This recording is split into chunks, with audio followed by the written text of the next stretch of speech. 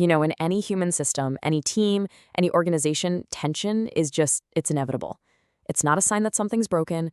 Actually, it's a sign of life. It means you have people who care enough to have a point of view. So the real question for any leader isn't if ruptures will happen, but how we're going to meet them when they do. And that really brings us to the heart of what we're talking about today. A culture's strength isn't found in its perfection, it's found in its resilience.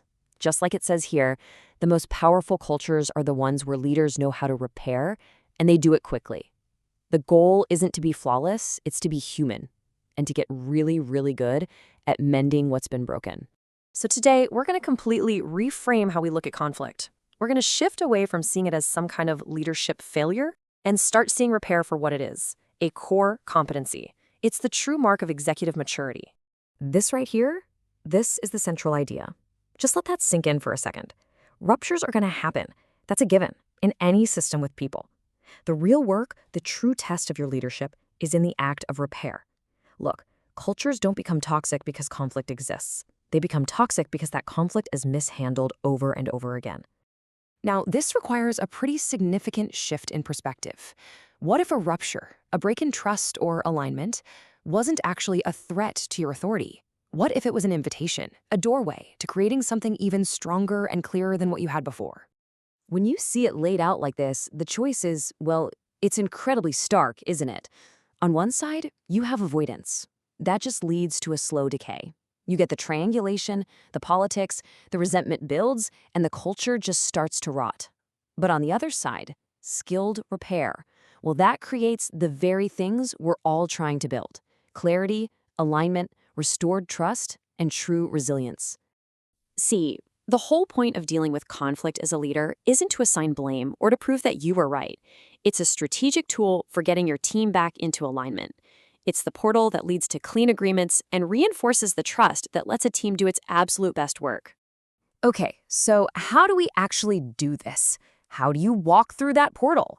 Well, you need a map, a reliable guide for navigating what can feel like really difficult, emotionally charged territory. I want you to notice that word protocol. That's key. Repair isn't about having a certain kind of personality or being some kind of emotional wizard. It's a learnable, structured process that anyone, and I mean anyone, can use to preserve dignity and make their culture stronger. So here's the entire map, a 5-step journey. First, you name the issue with objective facts. This creates a shared reality. Then you name the impact, which builds empathy. Then, and this is crucial, you own your part to model accountability. After that, you clarify the standards for moving forward. And finally, you make clean agreements to make sure the change sticks. Now, every single step is vital, but for the rest of our time together, we're going to zero in on the most crucial part: how you begin. All right, this is where theory meets practice. How do you actually start a repair conversation without just making things worse? It turns out there are 3 really important steps to take before you even get to step 1 of the map. The first move is entirely internal. Before you even think about saying a word, you have to regulate your own nervous system. Because if you walk into that conversation carrying a lot of defensive energy or pressure, the repair is going to fail before it even starts. You have to ground yourself first so you can actually listen and respond instead of just reacting. The second step is all about timing. You cannot let tension fester. The data suggests you need to address a rupture within about 48 hours. So why the urgency? Because avoidance is the #1 fuel for culture rot. Acting fast sends a clear signal. This relationship and our alignment is a priority. And finally, the third step is about what you do when you actually open your mouth. You start by naming the issue using objective, observable facts. No character attacks, no blame, no accusations. When you strip all that judgment away and just stick to the data, you make the truth safe to hear. This is just a clean, direct, and forward-looking way to start.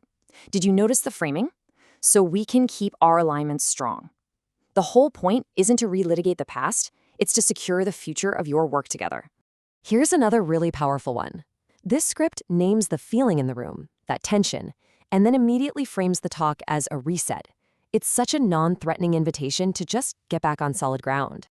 Now, this approach is grounded completely in objective observation. Here is what I observed. You're starting with shared reality, with specific data. It just pulls the emotional charge right out of the opening and gives you a factual place to start the conversation. Okay, this final script is maybe the most advanced because it models ownership from the very first sentence.